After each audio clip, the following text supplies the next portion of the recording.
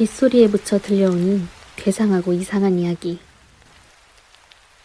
오늘의 이야기는 키라키라씨.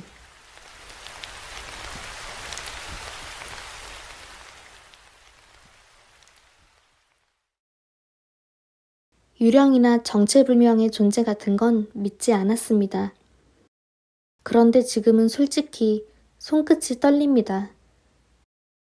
몇 년 전 제가 일했던 시설에서 겪은 일입니다.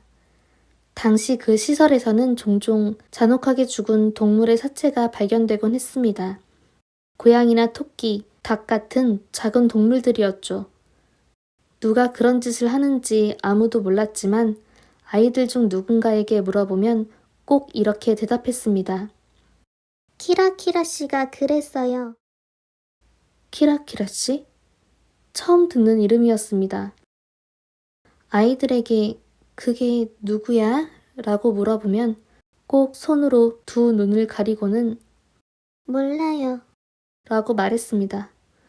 모두가 같은 반응이었죠. 마치 입을 맞춘 듯 두 눈을 가리고 몰라요. 한 번은 화창한 오후 아이들과 함께 시설 정원에 나갔습니다. 한 아이가 제 손을 잡고 걷다가 갑자기 멈춰 섰습니다. 아, 키라키라 씨다. 그러곤 푸른 하늘 어딘가를 응시했습니다. 저는 아무것도 보이지 않았지만 다른 아이들도 하나둘 그 지점을 올려다보기 시작했습니다. 마침내 모든 아이들이 같은 곳을 바라보며 손을 흔들거나 조용히 웃기 시작했습니다. 불쾌한 침묵이 흘렀습니다. 이상했습니다. 아무것도 없는 하늘을 아이들이 모두 똑같이 바라보고 있다니. 저는 손을 잡고 있던 아이 앞에 쭈그려 앉아 물었습니다. 아무것도 안 보이는데 키라키라 씨가 뭐야? 그러자 아이는 두 눈을 손으로 가리며 대답했습니다. 몰라요. 저는 아이의 손을 조심스레 떼어내며 다시 물었습니다. 선생님도 알고 싶어. 말해줘. 그 순간이었습니다. 그 아이는 갑자기 양손의 검지를 힘껏 뻗어 제 눈을 찌르려 했습니다. 저는 뒤로 넘어지며 겨우 피했지만 아이는 그 손을 그대로 자신의 두 눈으로 향하게 했습니다. 아무런 망설임 없이.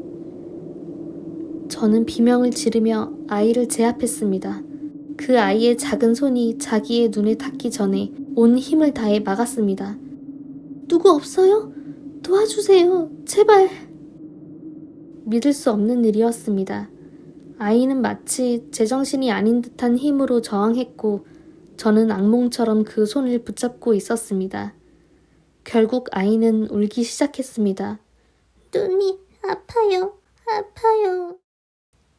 그제야 정신을 되찾은 듯한 모습이었습니다. 병원으로 옮겨졌고 다행히 실명은 면했지만 영구적인 상처는 남았습니다. 저는 이 일을 한때 집단 히스테리즘으로 생각했습니다. 아이들이 함께 만들어낸 허상이라고요. 하지만 얼마 후 인터넷 정리글에서 어떤 이야기를 발견했습니다. 히사루키.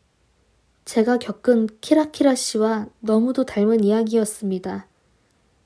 생각해보면 말을 제대로 다룰 수 없는 아이들은 정체를 알 수 없는 존재에 자신들만의 이름을 붙입니다. 어른들이 우연히 듣게 되는 그 낯선 단어들 속에 절대 손대지 말아야 할 무언가가 숨어 있는 건 아닐까요?